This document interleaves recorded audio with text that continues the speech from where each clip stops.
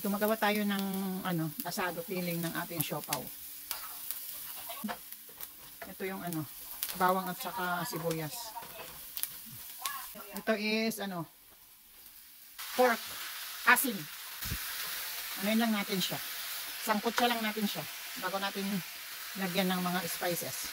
Pero lagyan na natin agad ng paminta para manuot na diyan yung mga lasa.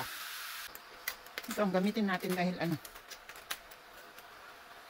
yung shaker na di baterya. Ilagay na rin natin yung ating anis, star anis. Saka yung ating laurel. Para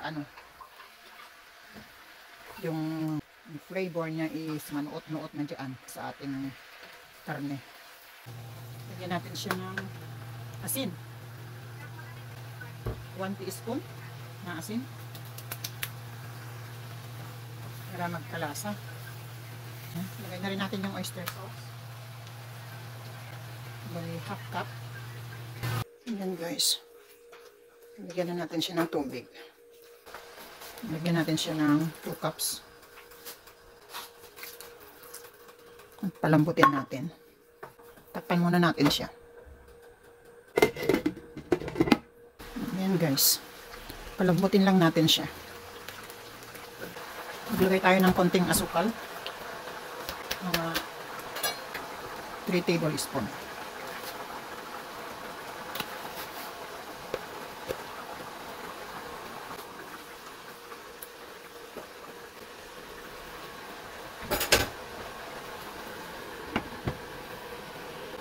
Lower natin yung apoy.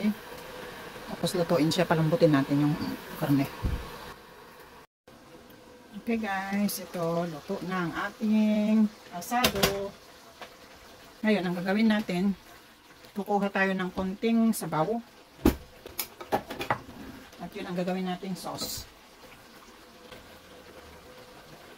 Para may lasa yung sauce natin. Kumuha lang tayo dito para magkaroon siya ng lasa. Yan yung nakuha natin na sabaw. Yan ang dagdagan natin. Mamaya na gawin natin sauce. Ngayon, tanggalin na natin itong mga laurel leaf. Tinanggalan rin natin yung alis kanina. Ngayon, lagyan natin siya ng slurry. Cornstarch. At saka tubig. Bali 2 tablespoon na tubig. Ay na cornstarch.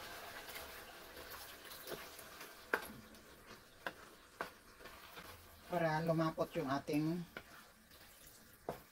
asado.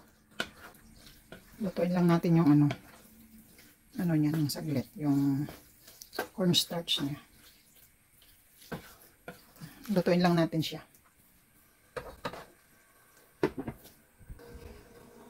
Ngayon guys, ayan. Ready ng ating siopaw. Filling. Ready na siya. Ngayon palamigin natin ito. Para bukas lumamig.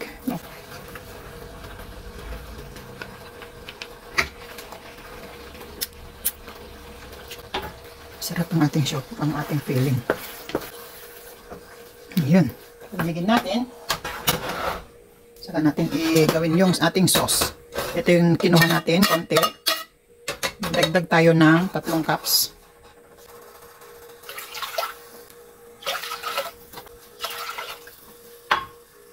Tapos maglagay tayo ng soy sauce.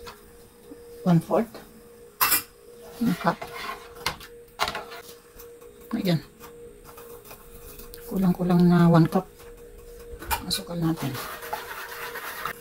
May lasa na yung sauce from sa karne. Kaya hindi na natin siya lagyan ng asin. Pakuluan lang natin. Lagyan natin siya ng konting paminta. Lang natin ito. Saka natin lagyan ng slurry.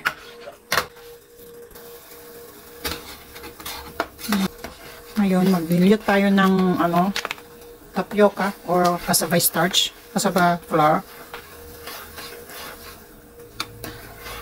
sa half cup na tubig.